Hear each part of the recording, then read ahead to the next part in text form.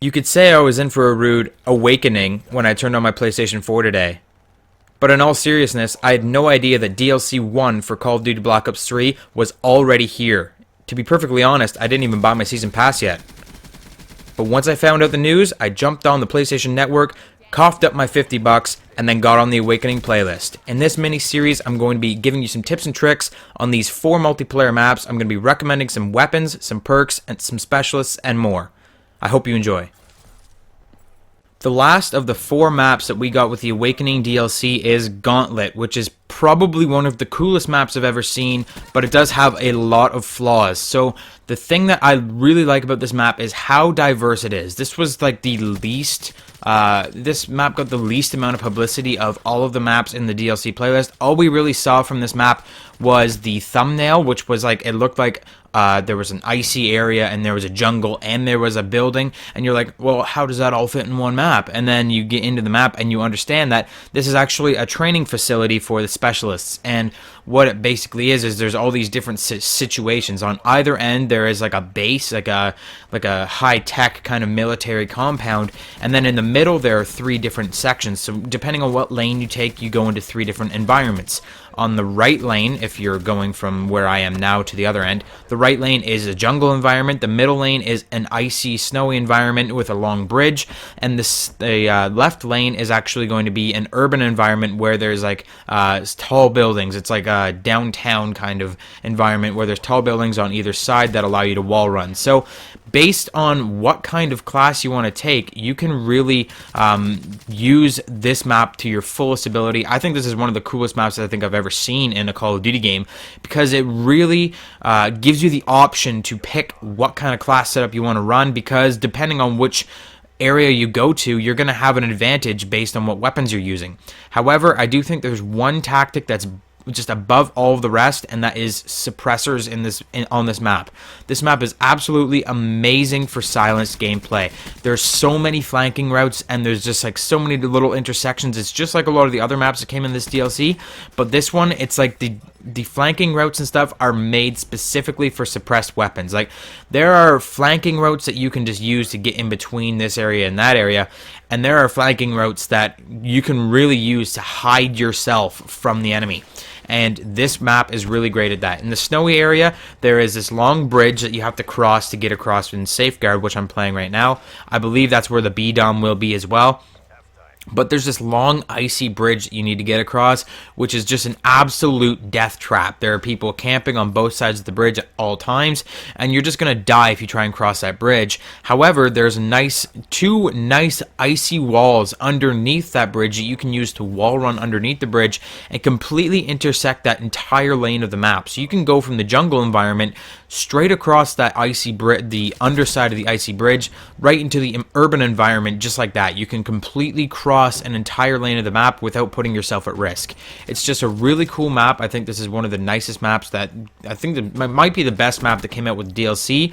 Even though I quite like Splash, this one I think is cooler because it's just like the triple environment thing is just something that we've never seen before. It's really, really awesome. And there are so many like little overlooking spots that you can snipe across, like right there. You can shoot people in the back. Like I said, there's just so many different options. If you want to take if you're more like an acrobatic character, you like to run on the walls and stuff, you can take the urban environment. One thing that I don't like about the urban environment, as you just saw, you can't get on those little balconies, and that really bugs me. Those little fire escapes, you should be able to mount those, get on those, and just camp it out up there, but you can't.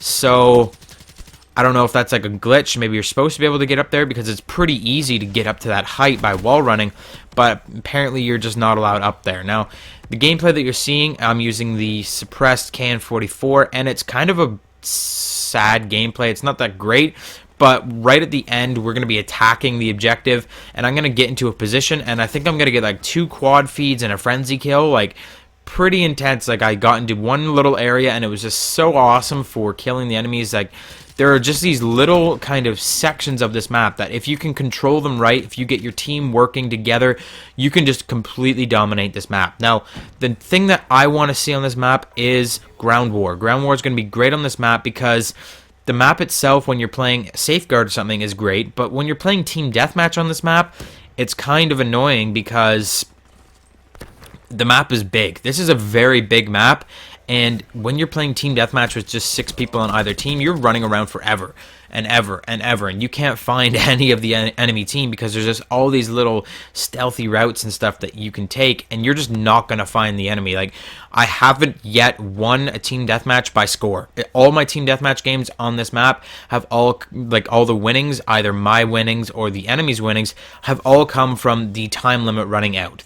I've never seen a full score reached on team deathmatch on this game. So when we get this into Ground War, it's going to be a really, really cool map. You're going to have like 3 guys on each team in each lane, in each environment, and it's going to be really awesome. Now, this is a map that you can actually use Specialists to your advantage. I would advise that you use Spectre's active camo and stick to that jungle environment. That is a really, really good idea, guys. The jungle environment is so crazy. Like, there is trees on every step. You can completely cover yourself with, well, cover, and you're just so protected in there. And then when you use active camo, you're gonna blend in so well when you're using Spectre's active camo in that jungle environment. It's just gonna be unreal. Now, if you're using the urban environment, I'd recommend like kinetic armor or something like that, where you can get down that lane as fast as possible and survive. Another thing that you could use over there is overdrive and just run straight down that lane, because it's basically a big straight stretch, that urban environment. As for the winter environment, I would completely avoid it altogether, unless you're just using like an area like this, like a utility area, to shoot into that icy area. I would not cross the bridge like I am right now. I wouldn't do that on a general basis. You're going to die a lot. Now, there's a lot of things on this map that you can't mount, like that ice sculpture there. You can't actually get on that. It's kind of silly that they have all these things in there that look like you can get on them. They're at the proper height, but you just can't. And just playing the maps and getting used to them, you'll figure it out. So, suppressed weapons, really, really great. Spectre's active camo works awesome in the jungle environment, and overdrive or kinetic armor help you to get down the will help you to get down the urban environment. That's it for this video, guys. I hope you enjoyed it. Hope you learned something useful. If you did, don't forget to hit that like button, subscribe if you haven't already, and make sure you're staying tuned. I think I'm still going to make a video of initial impressions of the entire DLC, just as a whole, a bunch of things that I found that I don't like, or things that I like, and things that I want to see in future DLCs. So we're gonna get onto that probably pretty soon, and I hope you're looking forward to that as much as I am. Thanks a lot for watching this little mini series, and I'll see you guys on the next video.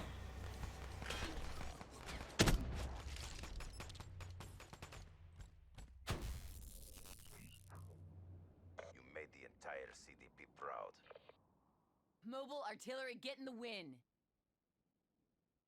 At least you fought like you got a pair.